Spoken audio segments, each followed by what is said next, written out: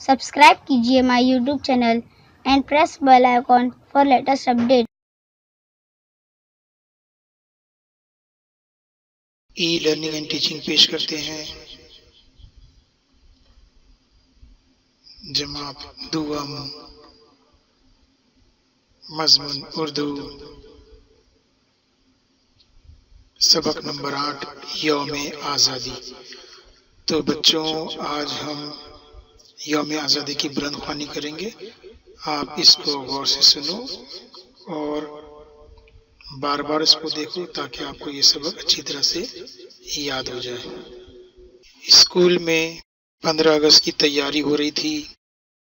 तलबा अपने उस्ताद की निगरानी में स्कूल और मैदान की सफाई कर रहे थे। हेडमास्टर साहब हिदायत दे रहे थे। रंग बिरंगी झंडियों और कागज के फूलों से जलसे के कमरे को सजाया जा रहा था। दूसरी जमात का तालिब इल्म सिद्दीक भी दौड़ दौड़ कर काम कर रहा था। उसे मालूम था कि ये सारी तैयारियां किस लिए हैं। उसने अपने साथियों जाहिदा और शाहिद को भी बताया, मगर उन्हें इत्मीनान न हुआ। आदिल बोला, चलो आयशा बाजी से पूछते हैं। आदिल, बाजी, ये 15 अगस्त का दिन क्यों मनाया जाता है? आयशा बाजी, बेटे 15 अगस्त हमारे मुल्क की आजादी का दिन है। जाहिदा, हमारे मुल्क की आजादी? आयशा बाजी, पहले हमारे मुल्क पर अंग्रेजों का कब्जा था। शाहिद, फिर क्या हुआ बाजी?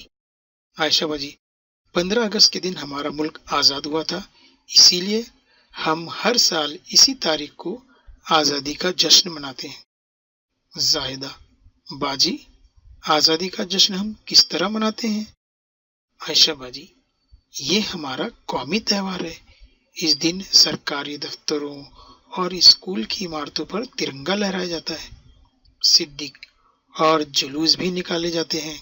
आयशा बाजी, हाँ सिद्दीक, तुमने ठीक कहा। इसके साथ ही स्कूल में दूसरे प्रोग्राम भी होते हैं। जाहिदा, कौन कौन से प्रोग्राम बाजी? आयशा बाजी, तकरीरें होती है, आजादी की नज़में पढ़ी जाती है, बच्चों को हेडमास्टर साहब अपने हाथों से इनाम देते हैं। आदिल, परचम कब लहराया जाएगा?